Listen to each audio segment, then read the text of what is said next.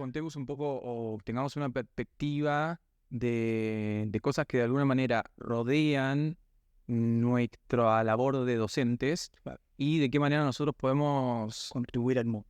sí, profundizar un poco más sobre eso, dar una perspectiva de cómo el método puede ser una herramienta de evolución y como vos tenés mucha información acerca del deporte, del lado de competidor y del lado de entrenar competidores, por ahí ir un poco por ese lugar. Empujarlo para ese lado.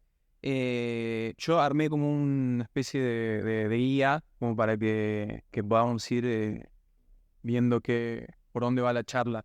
Y lo primero a charlar es cómo construir mentalidad deportiva.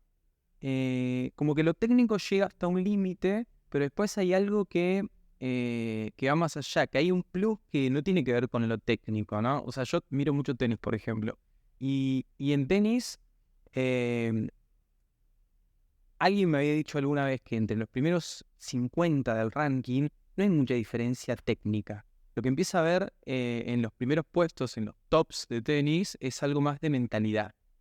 Entonces, por ahí desde ese lugar, ¿qué es lo que vos crees que podemos trabajar a nivel mentalidad? Muy buena pregunta esa, Tincho, porque es una pregunta que en general no se le pone foco, y las personas no pueden ver cuánto más sumarían a su performance a través de la mentalidad deportiva. ¿Cuánto más? Muchísimo más. De hecho, esa apreciación, no sé el nivel de rigurosidad que tiene, es bastante acertada. Incluso yo diría que más. Uno puede avanzar mucho más a nivel técnico, pero los que llegan arriba, los que alcanzan la medalla de oro, los que se suben en el podio, tienen ese plus extra que está dado por la mentalidad. A veces esa mentalidad la alcanzan de manera causal. Nacieron en una familia y su educación familiar o sociocultural incidió en que ellos tengan una mentalidad más propicia para la competencia. Pero es algo que se puede entrenar. Es algo totalmente entrenable y hoy un atleta que no entrena esto, salvo que sea una excepción, y no vamos a hablar de excepciones, vamos a hablar del grueso de los atletas, no llega a subirse un podio. Así de importante es la mentalidad. El nivel técnico, táctico, estratégico, tiene un límite. ¿Qué hay después de eso? Mentalidad deportiva. Y en relación a eso, vos alguna vez me hablaste de algo que me gustaría que profundice, que es sobre los gatillos de activación, que me parece súper interesante. Eso es excepcional. Eso es excepcional, es necesario y es parte del proceso y el desarrollo de lo que es la mentalidad deportiva. Los gatillos son los que te salvan en ese momento en el que estás en la competencia y vos no te levantaste con tu pie derecho. Pero necesitas estar en tu mejor performance en ese momento porque la competencia es aquí ahora. Empieza ahora. ¿Cómo haces para activar tu mejor performance? Los gatillos cumplen esa función. Son activadores. Te vuelven a traer el foco, te vuelven a traer la atención y te vuelven a traer la creatividad y la intuición que se necesita dentro de una competencia. Por ejemplo, vos podés ir a una competencia y a veces no sabes el origen, te empezás a sentir nervioso. Tenés un exceso de adrenalina. Eso no mejora tu performance. Sentir nervios es normal, es natural. Que haya adrenalina es normal, natural, pero en su justa medida. ¿Cómo haces para recuperar ese estado? Que aparte es bioquímico. No es que, bueno, nada, me siento allá y ya está. ¿Cómo haces? Ahí es donde el método de Rosse tiene herramientas valiosísimas. Valiosísimas. Y ahí, o sea, hay como un kit de herramientas, o sea, para usar en ese momento. Sí, se puede armar un kit de herramientas para ese momento y para cualquier momento. A ver, quiero hacer una salvedad. Estamos hablando del deporte de alto rendimiento, donde las herramientas son más obvias porque hay que mantener performance, porque hay que hacerlo en el momento que se está compitiendo y no hay una segunda chance. O ganás ahí o perdiste. Y a veces es cada 4 años. Y a veces es cada 4 años. Es terrible. Sí, el ciclo olímpico tiene esas características. Entonces, vos tenés que asegurarte que si vas a trabajar durante 4 años para ir a una competencia, quizás una competencia de 9 segundos, como pueden ser los 100 metros, ¿se entiende? No podés desperdiciar esa oportunidad. Después tenés que atravesar otros 4 años para tener esa misma oportunidad de 9 segundos. Entonces, Vos tenés que armarte de un kit de herramientas que apoyen tu mentalidad deportiva en el momento de la competencia. A ver, ese kit de herramientas te va a apoyar durante el periodo de entrenamiento, durante las competencias previas o competencias preparatorias, en el pre-competencia, que es muy importante, esa es como una de las partes más importantes de considerar, la competencia en sí, y algo que no se habla mucho es la post-competencia. En la post-competencia también hay que hacer cosas. No se termina la competencia y te vas a tu casa a comer pizza y a dormir. No si sos un profesional de verdad. Claro. ¿Y algún ejemplo de una herramienta, por ejemplo, pre-competencia? Por ejemplo, voy a nombrarte varias que trabajamos mucho en el método de Rose y que son claves y que realmente transforman al deportista. La respiración, la reprogramación mental, la reprogramación emocional, la descontracción inducida. Esas herramientas son claves, Martín. Ok. Y después, dentro de lo que... No sé si entra dentro de los mismos gatillos de activación, pero hay algo de la agresividad deportiva también, que vos me decías que activabas a través de aplausos o algún tipo de gatillo que dispara. Gatillo. ¿Qué funcionaría como gatillo? Muchas cosas. Entre ellas puede ser un sonido como un aplauso, que te saque del estado que estás, del enrosque mental que puedes tener a veces, porque a veces, por ejemplo, la sobreevaluación sobre una competencia te puede jugar en contra. Hay personas que son tan mentales que cuando empiezan a utilizar su cabeza pensando en táctica y estrategia, se sobrepasan y después no pueden recuperar el foco y la atención en lo que tienen que hacer en ese momento. Y pierden el momento deportivo. Algo que escuchaba una vez de Nadal hablando de Djokovic. Decía que Djokovic a veces en los partidos se sacaba y que eso allí le duraba un punto. Claro. O el momento de sacarse le duraba el punto en el que se sacaba. Por ahí rompía la raqueta, quizás gritaba, quizás decía algo, pero el siguiente punto el chabón iba a estar impecable otra vez. Eso es un gatillo de descarga. Y eso lo hace solamente un atleta de alto rendimiento. Por ejemplo, de eso que hacía, no sé, de golpear la raqueta, lo que sea, le servía de descarga para volver a traer el foco. Eso es un gatillo. A la inversa. Claro, pero bueno, eso por él está sabido y está estudiado. No es que cualquiera que empiece a gritar porque le va mal en un punto, la mayoría se queda enroscado porque le va mal en un punto, claro, y comienza a perder. No es tan fácil volver a eso. Y a veces, bueno, en el tenis es muy del partido, ¿no? Pero a veces, por ahí en fútbol, puede pasar que vos errás un gol en una situación específica y ese momento de haber errado te vuelve en otros partidos. Sí. Y vos lo vas arrastrando y lo vas arrastrando y cada vez se hace más pesado. Es increíble cómo se ve eso en la racha de los goleadores, o sea, en fútbol, que cuando están en racha le pegan con la rodilla y entra, y cuando no, hacen todo y como que no sale. Hay algo de esa construcción que hace que puedan errar o que puedan acertar y que es milimétrica a veces. Eso es interesante. Eso se puede llamar de reflejo negativo. El mismo miedo o canal del miedo en relación a una acción fallida puede mantenerse en memoria en próximas competencias, y por así decirlo, ese foco en el error, en no cometer el error, lo que te lleva al error. Hay que limpiar eso antes de la competencia. Hay que tener gatillos o herramientas que te limpien el pizarrón para volver a escribir. Reprogramación.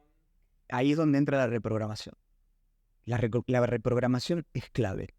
Es clave. Aparte, suponete que sos un atleta que tiene una buena mentalidad. ¿Qué atleta no querría ser mejor de lo que es? Si Messi tuviera la posibilidad de ser mejor lo que es Messi ahora, ¿no lo haría? Él lo hizo, digamos, en algún momento de su carrera, ¿no? Que cambió la alimentación y de comer pizza y Coca-Cola pasó a alimentarse como un deportista de élite. Exacto. Sumado a su talento, sacó una ventaja increíble. Sacó ventaja y también prolongó su etapa deportiva. Se lesionaba menos. Porque cuando vos sos joven, el cuerpo es muy elástico, es muy fuerte, se recupera rápido. Entonces vos Podés darte el lujo, creyendo de que sos un superatleta, de comer pizza, tomar Coca-Cola y trasnochar y jugar bien durante un periodo, durante un tiempo. Pero eso tiene una carga negativa en el futuro. No es que, bueno, después empiezo a comer bien cuando sea más grande y está todo bien. No, no es tan así. Y no, claro, sí. Sí, porque por ahí deterioraste tu organismo a tal nivel que después, bueno, podés recuperar un poco, pero no estaría ese organismo como hubiese estado si tuviese cuidado del inicio. Eso es mucho más inteligente. Pero ¿cuántas personas llegan a ver eso y tener esa inteligencia? ¿Cuántos atletas? ¿Cuántos coaches? ¿Cuántos entrenadores? ¿Cuántos padres llegan a ver eso? Claro.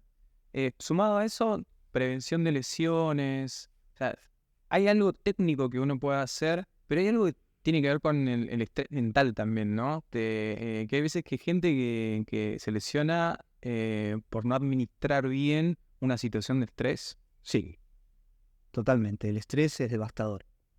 Y el estrés, como sabemos, no es ni bueno ni malo. Dependiendo de tus niveles para gestionar el estrés, es que va a ser incluso un motor para alcanzar tus objetivos. Pero si estás pasado de estrés, si el estrés está siempre por sobre tu vitalidad y tu energía, es cuestión de tiempo para que tengas una lesión. Es cuestión de tiempo para que precisamente dejes de gustar de aquello que te gusta. Muchos atletas a veces se retiran porque se cansaron, no toleraron. No, y hay jugadores que, o sea, tuvieron muchas lesiones a lo largo de su carrera y que mucho tiene que ver con genética o puede tener que ver con genética, mucho con estrés, mucho con cuidado, por ahí alimentación u otras cosas. Totalmente. Hay un ejemplo de un jugador que se llama Fernando Gago, que se lesionó, tuvo muchas lesiones a lo largo de su carrera muy graves. Tuvo tendón de Aquiles, o sea, tuvo ligamentos en muchas situaciones y en general no había una situación de juego en la que decís, uy, se lesionó porque un jugador lo trabó o porque se lesionaba solo.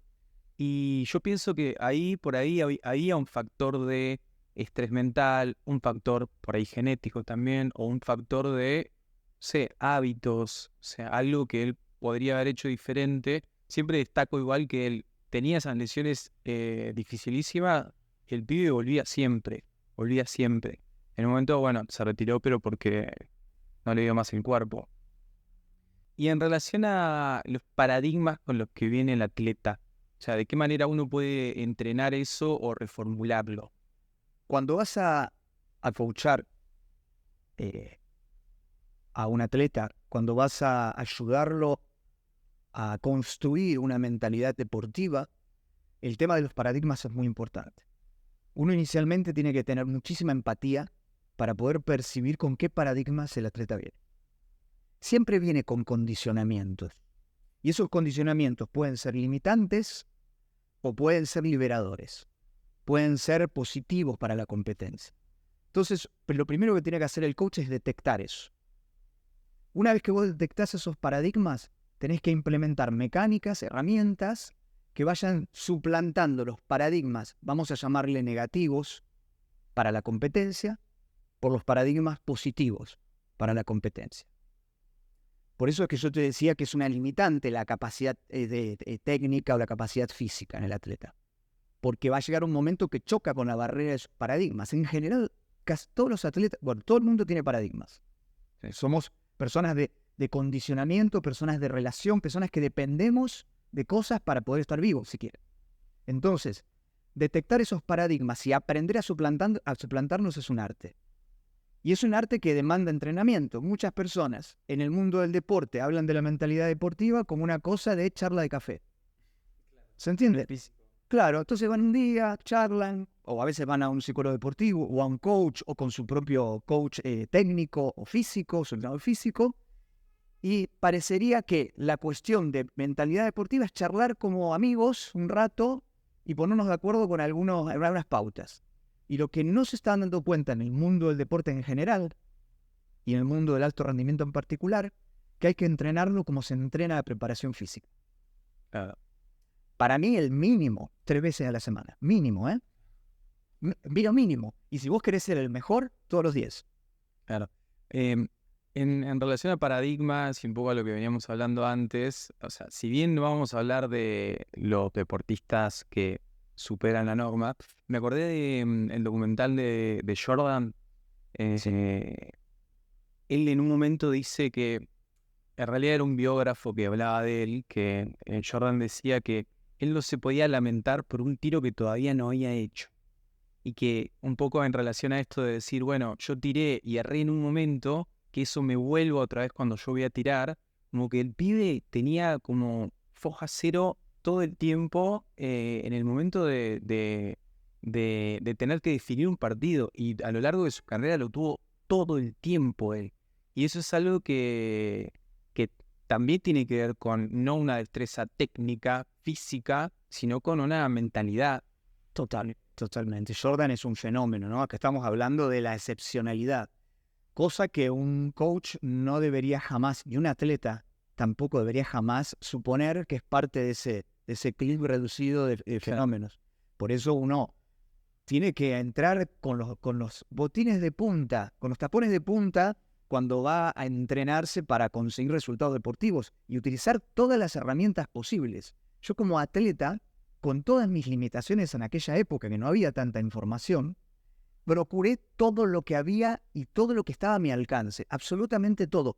Cosas incluso que hoy, yo viéndolas a la distancia, eran ridículas. No tenían ningún sentido, fueron pérdida de tiempo. Pero si te vas a dedicar a algo de estas características, lo mínimo es entregarlo todo. Ja. Y hoy hay como una sobreinformación, ¿no? Porque si uno quiere mejorar en algo, no tenés que tener más que un celular para por lo menos tener información de cómo mejorar el rendimiento deportivo en tal cosa, en tal otra. A veces esa sobreinformación es perjudicial, ¿no? Porque La sobreinformación es tan perjudicial como no tener información. Incluso confío más en no tener información. Claro, porque te deja libre a la creatividad y la percepción. Y vos ahí podés linkear un poco con tu verdadera naturaleza y generar de alguna manera mecanismos más acordes, más a medida. Cuando vos tenés sobreinformación, podés estar linkeando con una información que no es para vos. Y ponerte cabeza dura de que la tenés que asimilar y que tenés que ir por ahí cuando es para Messi. ¿Entendés? no tiene sentido. No tiene sentido. Y en relación a eso, hay algo con lo que el atleta tiene que lidiar, que es con la incertidumbre, ¿no? Como que hay algo que nunca va a salir como vos lo planeaste, o siempre va a haber factores externos que hagan que vos te pongas en otro lugar, y eso a veces es algo que genera estrés, o que es una situación en la que uno no le gustaría estar. Y no- Herramientas poderosas del método de Rose. Darte todas las mecánicas para lidiar con la incertidumbre. La incertidumbre es la vida misma. La normalidad de la vida, el tejido de la vida es la incertidumbre, no es la seguridad. Nosotros lo planteamos paradigmáticamente al revés. Por eso luchamos tanto para conservar la estabilidad que tenemos en todas las cosas. Un deportista, más que nadie, tiene que saber que es incertidumbre total la competencia deportiva. Y dentro de esa gran incertidumbre, que podríamos hasta llamarla de caos, uno busca el orden del caos, el orden de la incertidumbre. Y eso es un estado mental. La incertidumbre no va a desaparecer, pero tu estado mental se puede modificar. Claro, hay algo. Yo ahora soy especialista en Fórmula 1, porque arranco con la picantada en la Fórmula 1, entonces soy especialista. Y me estoy conectando con un deporte que yo hace 20 años veía y hoy es totalmente diferente. Siento que estoy mirando nombres y números que van cambiando de lugar y festejo cuando un nombre cambia de lugar, no con lo que estoy viendo. Pero hay algo de la incertidumbre en la Fórmula 1 que yo me di cuenta en este último Gran Premio de Singapur, que es que como era una pista complicada, todos creían que en un momento iba a haber algo que se llama safety car, que no sé explicarlo técnicamente, pero que alguien iba a tener un accidente. Entonces eso iba a hacer que todos puedan, de alguna manera, mantener sus posiciones en algún momento y equilibrar. Alguien que tenía 20 segundos de diferencia se equiparaba en los... Y eso no pasó. Pero todos estaban lidiando con eso y todos estaban al final haciendo cualquier cosa porque no había pasado, y era como parte de las estrategias de los equipos. O sea, como que hay algo de esa incertidumbre que en ese momento no pasó, pero que estaba. Ellos saben que tienen que lidiar con eso. Tienen que lidiar con eso, uno tiene que aprender a sentirse cómodo con eso. El coach tiene que acompañar al atleta para que empiece a entrar en ese estado de comodidad con la incertidumbre, que sepa lidiar con ella, porque eso es parte orgánica de la competencia. No la vamos a evitar nunca. Pero esa incertidumbre puede ser, ¿cómo decirlo? Puede ser organizada. Puede ser organizada. Plan A, plan B, plan C. Siempre hay que tener un plan A, un plan B, un plan C. Y si se pueden, más planes, ¿no? Más planes. Claro. Pero la incertidumbre puede ser pensada. Pueden generarse tácticas para la incertidumbre. Por ejemplo, en karate ocurre que a veces, por una cuestión de organización, no se logra hacer en tiempo y forma la puesta a punto previa antes de el primer combate. Y eso tiene una serie de consecuencias. Es el viejo, ¿te acordás cuando decían, che, entré frío? Y tú entré en calor como jugando. Bueno, eso no debería ocurrir cuando ellos son más profesionales. Eso es mucho más amateur, ¿no? Que ocurra eso. Pero a veces, por una cuestión de organización, como vivimos en un país que tenemos que hacer 1000 cosas, el atleta por ahí estuvo coachando a un compañero, lo llaman para competir y entra frío, sin hacer esa preparación previa, que la preparación previa no es solamente física, es mental, es emocional. Y lo puede hacer. Bueno, ahí es donde entra un gatillo. ¿Cómo hacer para entrar en las mejores condiciones ante esa situación? Y eso es incertidumbre, porque vos pensás en hacer tu entrada a punto y después competir. Sin embargo, la competencia puede que no se te dé. Claro. Y hay algo de esa incertidumbre también que tiene que ver con la vida, ¿no? O sea, yo tengo el recuerdo de una entrevista que post partidazo que había jugado Manu Ginóbili en la NBA. Y todos le digo, che, ¿qué pasó? ¿Que jugaste tan bien? O sea, que está... No, y la verdad es que ayer los gemelos me dejaron dormir, entonces dormí 9 horas de corrido. O sea, fue hecho más simple o mucho menos elaborado de lo que uno piensa para un deportista, ¿no? Que es un ser humano también. Y que pasan cosas y que nos pasan cosas en el cotidiano. Totalmente, somos seres humanos. Sí, y el deportista es un ser humano también. Entonces, tiene una curvatura en su evolución. Bien. Y de la respiración, ¿qué podemos hablar para trabajar a corto plazo y a largo plazo? Mucho. Eso creo que es una cuestión súper interesante, la respiración. Porque es una herramienta inmediata. Uno empieza a trabajar la respiración y tiene modificaciones químicas en el organismo y modificaciones en las ondas de la mente. Fortalecerse el frontal, el consciente. Al fortalecer el consciente tenés más dominio o control, por ejemplo, de la amígdala. Entonces, la amígdala se inflama electromagnéticamente, se activa electromagnéticamente, que ese es un mecanismo de supervivencia. Está perfecto que esté ahí. Pero, por ejemplo, una activación fuera de tiempo produce un desgaste físico tremendo. Te quita de tu performance deportiva. Entonces, ¿cómo haces para tener ese control de, por ejemplo, la amígdala? A través de la meditación, a través de los ejercicios de concentración, fortaleciendo el consciente. Eso te va llevando a vos a tener el volante de ese proceso.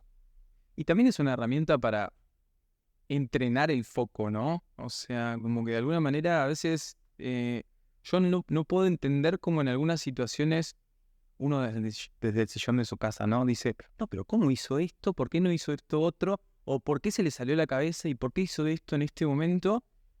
Pulsaciones, cosas, pero hay algo también de no gobernar, o sea, el comando de lo que hace que vos actúes. Sí, porque dominar el comando sobre lo que actuamos lleva mucho tiempo. Es una inversión de toda la vida en el mundo del deporte. Ese es el largo plazo. Ese es el largo plazo. O sea, vos vas a empezar en algún momento a entrenarlo. Si sos una persona o un atleta inteligente, vas a conservar ese entrenamiento, no lo vas a abandonar ni bien tener un buen resultado. Muchos atletas, me ha pasado, me he entrenado a un montón de personas, les he enseñado técnica, vienen y me dicen, no sabés, estuve con el foco increíble, tuve una creatividad en la competencia impresionante, toda una cosa increíble. Entrenan, practican 1, 2, 3 meses, corta. Vuelven a su estado anterior. Claro. Pierden la constancia. Hay que entrenarlo toda la vida. A largo plazo es para siempre. Porque quiero hacer una salvedad. Esto estamos hablando para el alto rendimiento, creo que lo dije antes, pero sirve para la vida toda. Esto sirve para el estudio, para el trabajo, para la familia, para las relaciones humanas, para las relaciones afectivas. Estas técnicas, esta mentalidad deportiva, entre comillas, de alto rendimiento, es para la vida, para tener una vida mucho más inteligente. Porque no estamos hablando más que de mecanismos inteligentes para mejorar la forma de estar ante situaciones de la vida. Sí, si uno sustituye momento de partido, momento de competencia con examen, con presentación de un trabajo o lo que sea, puede ser lo mismo. Es lo mismo, no hay diferencia. Y ahí hay algo del mindset y nuestra práctica completa, ¿no? En el método de Rosé. Sí, nuestra práctica completa es quizás la mejor herramienta que yo conozco. Mirá que yo arranqué de chico con herramientas para el alto rendimiento, de chico. Yo a los 16 ya estaba haciendo un método de control mental. Ya trabajaba con visualizaciones, ya trabajaba con un montón de cosas. Pero la práctica completa genera estructura para que después los ejercicios específicos dentro del deporte, que van a ser específicos, no van a ser generales, puedan ser llevados de la mejor manera. Esa estructura que nos da a nosotros la práctica completa, esa práctica en 8 partes, tiene todas las formulaciones necesarias para crear esa base. A partir de esa base, vos tomás las individualidades, lo haces más específico, te concentrás más en un detalle, variás qué técnica en qué momento en el atleta, pero eso ya es lo fino, ¿no? El pulido final. No, la práctica es transversal. Para mí es genial. A ver, no sé por qué no se conoce más. Y en relación, ya desglosando un poco esa práctica completa, metiéndonos en algo más técnico, el momento de la reprogramación emocional, de la descontracción, precompetencia, también es una manera de generar ahí como algo más potente a la hora de competir, de actuar, ¿no? Total, porque pasan dos cosas. Una de ellas es una administración del estrés mucho más asertiva, porque estrés vas a tener en la competencia, sí o sí. Y segundo, podés desde ese lugar empezar a crear la plataforma que te va a ayudar a lidiar con la incertidumbre que hablamos antes de la competencia. Y todo lo que vos fijes neuronalmente antes de la competencia es lo primero que va a prevalecer en la situación de combate. Por ejemplo, cuando yo trabajaba con el Molo González, peleador de MMA, que hizo 5 Luna Park, que ganó 5 Luna Park. Cuando iba a trabajar con él, el trabajo empezaba varias horas antes. Y una de las cosas que hacía es yo hacerle revivir la situación de combate. A ver, en la realidad, ¿yo sabía que iba a pasar arriba del octógono? No. Pero yo le creaba ya todo un contexto interno que iba a funcionar a su favor en el momento de la competencia. Eso lo creaba antes, en el momento, en la inmediatez de la competencia. Eso es clave. Por eso cuando uno es un coach de mentalidad deportiva, uno va a la competencia con el atleta. Vos tenés una parte dentro de los entrenamientos que vos entregás técnicas. El atleta, las técnicas le van a hacer bien, va a sentirse más relajado en las competencias mismo, va a mejorar la creatividad deportiva. Todo eso va a empezar a funcionar, pero va a tener un límite. Después hay que ajustar más eso. Y ahí es donde el coach de mentalidad deportiva se suma al equipo de trabajo. Esto es clave. Claro. Se suma al equipo de trabajo que puede estar integrado por una diversidad de expertise. Por ejemplo, psicólogo deportivo. Por ejemplo, el entrenador físico, el entrenador técnico, el dirigente, el presidente de la federación. Hay todo un equipo que confabula para que ese atleta esté ahí. No está el atleta solo. No es Messi solo. Alrededor de Messi hay todo un equipazo. Todos contribuyen a que ese resultado se dé. Atrás de un equipo eso. Y esas situaciones que se recrean antes de la competencia hacen que vos transformes una situación de ansiedad en una situación de plenitud, ¿no? Mejor no lo podría haber dicho. Vos transformás eso, lo transformás. Con la práctica lo transformás más rápido. Al principio cuesta más. A veces funciona, a veces no funciona. Pero con la práctica funciona siempre. Estoy spoileando el resultado de una práctica dirigente. Claro. Sí, claro, porque, obvio, mira, me ha pasado que he tenido atletas que tienen una capacidad de asimilación brutal. A mí no me gusta eso. Te voy a explicar por qué. Porque el atleta agarra las técnicas inicialmente, va a la competencia, tiene un éxito impresionante, ni él sabe cómo lo tuvo. Salió campeón, no sé, sudamericano, panamericano, mundial. Es tan fuerte todo lo que le ocurrió que sus paradigmas lo frenan. Es muy probable que la próxima competencia pierda. Del mismo nivel, ¿eh? Es muy probable. Porque es tremendo, es el miedo al éxito que existe. A veces se habla de esto, pero muchas veces no. Se deja pasar como ¿cómo el tener miedo al éxito? ¿Qué más querés que ser campeón? Una vez que sos campeón, ¿quién te para? ¿No te para el propio éxito? En realidad te paran tus paradigmas mentales. Pero hay un miedo al éxito. Entonces yo prefiero que la persona empiece a asimilar las técnicas lentamente, que tenga pequeñas mejoras. Ay, no salí campeón, pero ¿sabés qué? Me sentí muy bien en la competencia. La disfruté. Hay atletas que me han dicho, sí, la primera vez que disfruto competir. Sufría cuando iba a competir. Me encanta el deporte, me encanta competir, pero cuando voy sufro. Ya traerle que disfruten la competencia es el cielo. No es lo más. O sea, y a partir de ahí las mejoras que vayan entrando de a poco. No, y seguramente sea más perseverante y llegue más lejos. Y llegue más lejos o pueda mantenerlo mucho más disfrutándolo que padeciéndolo, ¿no? Totalmente.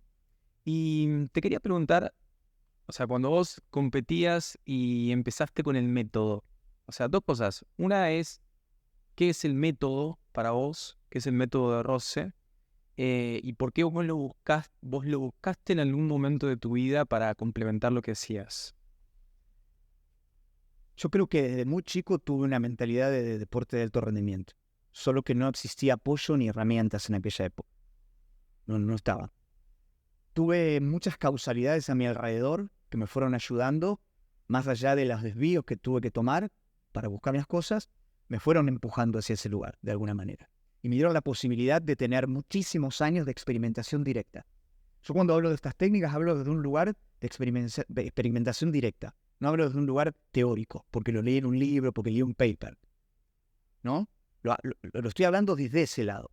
Entonces, mi primer contacto fue con Biosystem en la ciudad de Rosario. Mi padre, que era médico, me lleva no me acuerdo si tenía 15 y 6 años, a Biosystem. Voy a Biosystem, que fue el primer centro que se abre para el deportista de alto rendimiento. Se abre ahí en la ciudad de Rosario, me acuerdo. Y ahí te hacían todo un estudio, cuál era tu biotipo, te armaban el entrenamiento con el mesociclo, te colocaban ahí en qué te estaba faltando. Bueno, y ahí la primera vez que hablando entre la gente, los médicos y los entrenadores que estaban en el instituto, porque ellos te terminaban dando un entrenamiento que tenía que ver con todo lo que te habían estudiado de vos. Entonces dice, pero lo mejor es tener un entrenador. Y ahí por primera vez contrato de forma privada un entrenador físico. Un genio, Pablo Minkowski, una vez escuchar esta entrevista que yo le agradezco mucho porque aprendí mucho de él. Para mí era un adelantado a la época porque muchas cosas que se hacen hoy para el deporte de alto rendimiento, él me las hacía hacer en aquella época. Y yo hoy digo, wow, Claro, qué cabeza. No, pum. O sea, porque estamos hablando de muchos años de evolución del deporte. La mentalidad de los entrenadores de aquella época no es la mentalidad de los entrenadores de hoy. Se ha descubierto mucho más gracias a las ciencias del deporte. Mucho. Entonces, ahí empiezo. Pero ¿qué pasa? Después hago este curso de control mental, que estaba basado en el método Silva, un método muy conocido, estuvo muy de moda en el momento, en el cual visualizaba. Yo ahí doy un pequeño upgrade en la competencia. Ese pequeño upgrade a mí me lleva a poder entrar en el seleccionado argentino, a la selección argentina, en la cual estuve muchísimos años compitiendo, que fui capitán de la selección argentina, y que gracias a todo esto que fui haciendo, yo traje muy buenos resultados dentro de mi deporte. Y llegó un momento que yo pensaba y decía, ¿por qué él se sube al podio y yo no me subo? Yo tengo la misma calidad técnica, tengo la misma preparación física, pero él se sube y yo no. Esa era mi gran duda, mi gran incógnita, lo que yo buscaba, de resolver esa ecuación. Entonces yo pensando, digo, esto viene por otro lado. Esto no tiene que ver con lo técnico, no fisiotécnico. Tiene que ver solo con pensar estrategia y eso. Esto viene por otro lado. ¿Pero qué es eso? Como mi deporte es el karate, vinculado a Oriente, y cuando en el momento que yo comencé esta práctica tenía un contexto ético, filosófico mucho más fuerte, y se hacían ejercicios de meditación, y se hablaba de el estilo interno, el estilo externo, la respiración y un montón de cosas. Yo dije, listo, esto va por otro lado, esto va por adentro. Esto va por la administración del estrés, va por la concentración, va por la capacidad de sostener eso en el tiempo, durante la competencia, pre, durante y post competencia. Y ahí digo, pues tengo que empezar a buscar. Buscaba. Y por esa causalidad de la vida, una amiga me dice, vino un profesor a hablar sobre algunas técnicas, está en la ciudad de Gualeguaychú, y yo vivía en Gualeguaychú del Cerro. Yo vivía en Rosario, ahí empecé todo, después me mudo a Gualeguaychú, ahí continúo. Y cuando voy a Gualeguaychú, una ciudad de 60.000 habitantes, a escuchar esa charla, era el mismísimo profesor de Rosa. Si mal no recuerdo el año, puedo equivocarme, año más, año menos, 1993. Lo escuché, después que lo terminé de escuchar dije, sí, es por acá. Empecé al primer día hábil en la escuela. Ahí empecé a practicar. Y ahí empecé a utilizar las herramientas. Tan efectivas fueron en mi carrera deportiva que hoy yo me dedico a enseñarlas. Porque yo sé que funcionan. Yo sé que enseñando estas técnicas le cambio la vida a un atleta. Si el atleta me entrega su confianza, ojo, eso es otro que no hablamos. Pero el atleta tiene que confiar, tiene que entregarse, tiene que querer. Sí, tiene que haber algo de estar dispuesto a no solamente mejorar con herramientas técnicas o psicólogos deportivos, sino abrirse a otros lugares. Se me viene a la cabeza que hace un tiempo me hablaban de cómo era el Manchester City, que es una institución de ejemplo en cuanto a la estructura que tienen ellos por detrás, ¿no? Y que en un momento el yoga, por ejemplo, era una actividad opcional. Y hoy por hoy es una actividad obligatoria. Totalmente. O sea, y es algo que de alguna manera complementa lo que hacen, ¿no? Meditación, respiración, flexibilidad, relax, o sea, un montón de cosas que hacen que por ahí puedan rendir a su nivel 1, 2, 5% más, que a su nivel es un montón, ¿no? Yo diría que el porcentaje de rendimiento es mayor al 5%. No me animo a tirar números porque realmente habría que hacer una investigación mucho más seria, tratando de tapar la mayor cantidad de sesgos posibles, para que no sea un paper barato que está lleno, sino un paper con peso, de verdad, pero mucho más. Esto yo te lo digo porque lo vi, no solo lo he vivido en carne propia, lo he visto a mi alrededor a lo largo de estos más de 45 años que estoy metido en el deporte. Y alguna vez hablamos de toda la parte que el método de Rose tiene sobre el relacionamiento humano, que eso también aporta al rendimiento deportivo. Es tan clave como el entrenamiento físico. Antes no lo pensaba así, debo reconocértelo. Yo entré en el método por las técnicas que quería utilizar para alcanzar resultados deportivos y me terminé quedando por los conceptos. Yo me quedo por los conceptos. Porque al fin y al cabo, todo esto te tiene que llevar a ser el mejor ser humano. Y no tiene sentido. No tiene sentido. Una de las razones por las que yo decidí continuar con mi carrera deportiva después de cierto punto, seguir un poco más, es por la autoridad que a mí me iba a dar el hecho de alcanzar resultados deportivos. Yo sabía que de esa forma la gente me iba a escuchar más. Claro. Lo usé como una mecánica para seducir. Nada más. Podía haberme retirado mucho antes. No lo hice, seguí. Gracias a que seguí, no solamente fui múltiple campeón argentino, campeón sudamericano, campeón panamericano. Estuve durante 10 años entre los mejores del mundo. Bronce mundial. Claro. Bueno, Lu, fue un placer escucharte, te agradezco mucho y ojalá que en algún momento hagamos la parte 2 o algo, ¿no? Creo que nos merecemos una parte 2. Un placer estar acá. Muchas gracias.